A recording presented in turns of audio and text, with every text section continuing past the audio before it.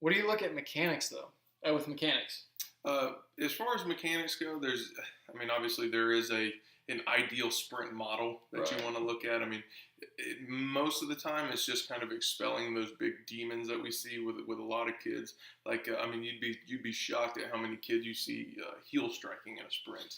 It's like teaching a kid to be able to keep that good forward lean.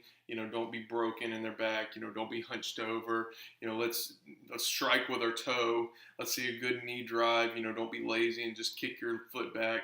A lot of kids that get these crazy arms going. Talking Yeah, about the side to side yeah, arm. talking about keeping your arm locked in that 90-degree angle at the elbow and not just pushing your hand up in front of your face. I don't see a lot of value in that. I see much more value in driving the elbow back and getting that cross-sectional contraction, through the lat into the glute so you can push harder with the opposite leg.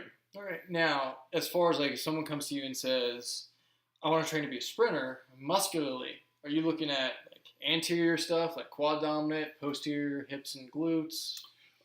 With the ages that I deal with, most likely not. If I'm dealing with a guy that's like say in ninth grade and they're coming out of some other sport and they're like, hey, I want to do track and I just want to be a little bit better at track. I want to be a good 400 runner or whatever. Mm-hmm.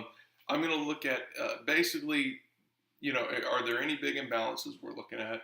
Right. That's the first thing to go for a sprinter, because as a sprinter, if you're not balanced laterally, you're not going to be a great sprinter. But how strong are you?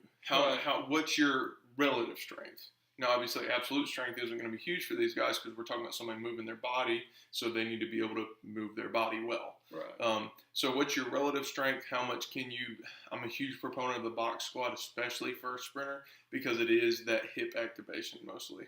Okay. I like the powerlifting influence coming in. Oh, yeah. Got a box squat.